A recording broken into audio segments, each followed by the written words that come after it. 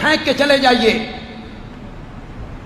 ایک مقام پہ جب حضرت حسین پہنچے تو مسلم کو کوفیوں نے شہید کر دیا تھا، تو شہادت سے پہلے حضرت مسلم نے حضرت حسین کو خط لکھا کہ بھائی جان واپس پلٹ جاؤ۔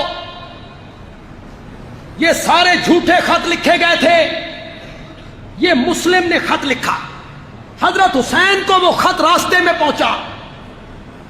میں عربی عبارت پڑھنے لگا ہوں، صرف 2 لفظ پڑھوں گا، اگر آپ اس کو سمجھ جائیں تو آپ سبحان اللہ بتائے گا کہ آپ سمجھ گئے، ورنہ میں ترجمہ کر دوں گا۔ جب پتہ چلا کوفیوں کی غداری کا کہ میرے بھائی مسلم کو شہید کر دیا گیا ہے، فَأَرَادَ الرُّجُوعَ فَأَرَادَ حضرت حسین نے ارادہ کیا، حضرت حسین نے ارادہ کیا الرجوع، شاباش شاباش، مانو اسے۔ تاریخ کی باقی باتیں مانتے ہو، یہ کیوں نہیں مانتے ہو؟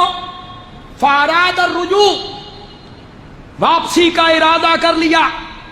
مسلم کے بھائی آڑے آ گئے، مسلم کے بھائیوں نے کہا نہیں، ہمارے بھائی کو شہید کر دیا گیا ہے، ہم بدلہ لے کے جائیں گے۔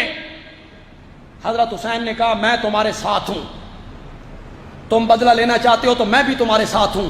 بندے عالوی ہاتھ باندھ کے صاحب عقل لوگوں سے اور ارباب دانش و خرد، بولو بندے عالوی کے ساتھ جو بندے عالوی بات کہنا چاہتا ہے۔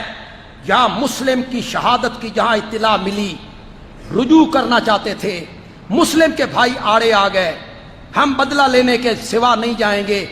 اس سے جو آگے کا سفر ہو رہا ہے یہ کس غرض سے ہو رہا ہے؟ بولو بولو، بولتے کیوں نہیں ہو؟ اب تو موقع بدل گیا، شروع میں جو موقف تھا سو تھا، یہاں آ کے موقع بدل گیا۔ مسلم کے قتل کا بدلہ لینے کے لیے سفر ہو رہا ہے۔ آگے آئے تو ابن سعد کے دستے نے راستہ روکا۔ ابن سعد کو بھی لوگ بڑی گالیاں نکالتے ہیں۔ یہ کون ہے؟ حضرت سعد ابن ابی وقاص کا بیٹا ہے، فاتح ایران۔ گالاں دی کوئی سمجھ تے آ گئی ہونی۔ فاتح ایران وہ پرانی کڑک ہے، یہ اس کا بیٹا ہے۔ اور سعد ابن ابی وقاص، کسی صحابی کے لیے میرے نبی نے جو جملے کہے ہیں نا، خدا کی قسم کلیجہ باہر آ جاتا ہے۔ میرے نبی کہتے ہیں سعد میرا ماموں ہے، کسی دا ایو جیا ماموں ہوئے تے پیش کرو۔ سعد میرا ماموں ہے، کسی کا ایسا ماموں ہو تو سامنے لائے۔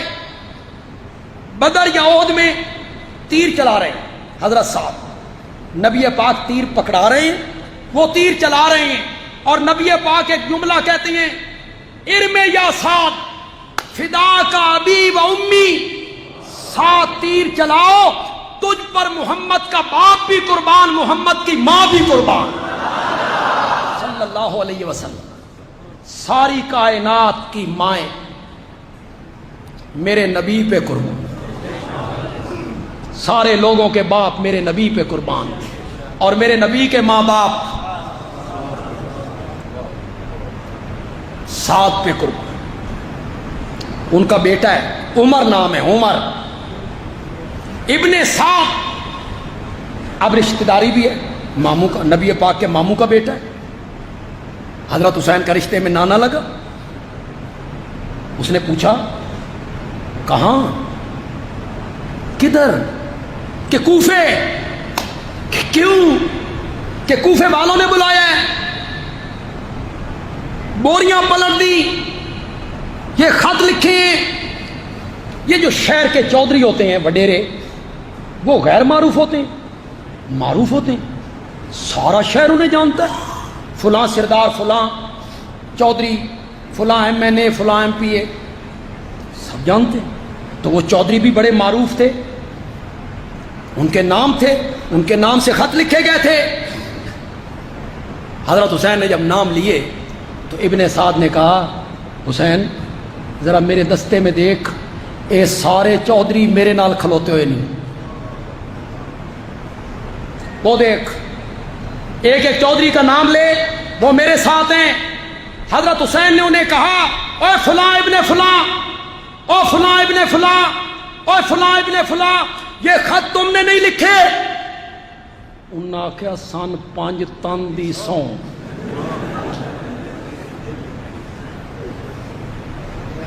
ہم نے اس طرح سازشیں ہوتی تھی اس وقت، جھوٹے خط بنائے جاتے تھے، کئیوں لوگوں سے منسوب کر کے لکھ دیے جاتے تھے، لکھ دیے حضرت حسین کو دھوکہ دینے کے لیے، فریب میں لانے کے لیے۔ انہوں نے کہا ہم نے یہ خط نہیں لکھے، ہم نے نہیں لکھے۔ بس یہی حضرت حسین کو اصل حقیقت کی سمجھ آ گئی۔ ایک ایک کر کے وہ صحابی یاد آئے جنہوں نے حضرت حسین کو روکا تھا کہ کوفی غدار ہیں، نہ جاؤ نہ جاؤ۔ اب حضرت حسین کو وہ سارے یاد آئے کہ میرے ساتھ فریب اور دھوکہ ہو گیا۔ تو اس جگہ پہ حضرت حسین نے 3 شرطیں ابن سعد کے سامنے پیش کی۔ کتنی شرطیں؟ یہاں لکھ کر جاؤ آج ان شرطوں کو۔ باتیں بنانی بڑی آسان ہے، شعر گانے، اسلام زندہ ہوتا ہے ہر کربلا کے بعد، اسلام زندہ ہوتا ہے ہر کربلا۔ کیوں کربلا تو پہلے اسلام مر گیا سی؟ مر گیا تھا اسلام کہ کربلا کے بعد اسلام زندہ ہو گیا ہے؟ حکومت زین العابدین کو مل گئی تھی، کربلا کے 3 سال بعد تک یزید حکمران رہا۔ کون؟ کتنے سال بعد؟ 100 سال بعد تک یزید کا خاندان بادشاہ رہا۔ کربلا کے کتنے سال بعد؟ 100 سال بعد۔ وہی حکمران، وہی خلیفہ ہیں، انہی کا اقتدار ہے۔ اسلام کہاں زندہ ہو گیا؟ یہ شعر و شاعری ہے یار، یہ شعر و شاعری ہے۔ اور شاعر لوگ جو ہوتے ہیں وہ کیسے آتے ہیں جی؟ وَالشُّعَرَاءُ يَتَّبِعُهُمُ الْغَاوُونَ۔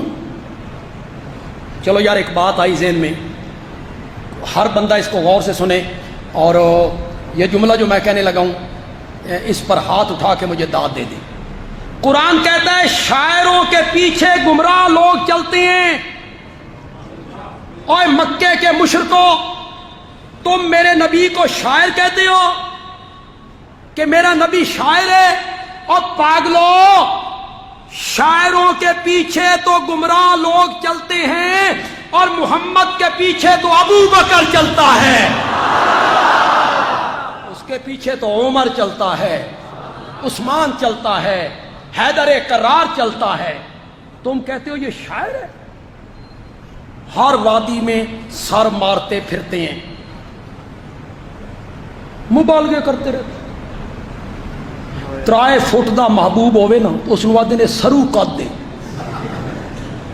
توے دے پچھلے پاسے یار اس دا منہ ہوئے نا کہتے 14ویں دا چند نہیں۔ شاعروں کا کیا؟ شاعروں کا کیا؟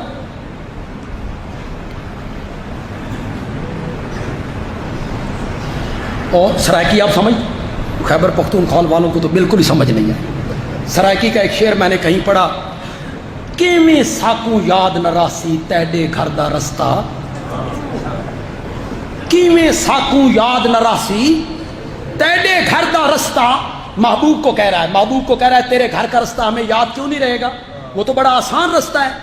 کیویں ساکوں یاد نہ راسی تیڈے گھر دا رستہ، ڈوں تا سارے جنگل آسن ترائے تا سارے دریا، ڈوں تا سارے جنگل آسن ترائے تا سارے دریا۔ بھئی تیرے گھر کے رستے میں 2 جنگل آئیں گے، 3 دریا آئیں گے، کس کو یاد نہیں رہے؟ شاعروں کا کیا ہوتا ہے؟ جو منہ میں آیا بولتے چلے گئے۔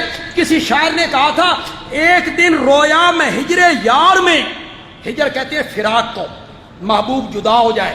ایک دن رویا میں ہجر یار میں، 9 سمندر 200 نالے 8 ندیاں بہ گئیں۔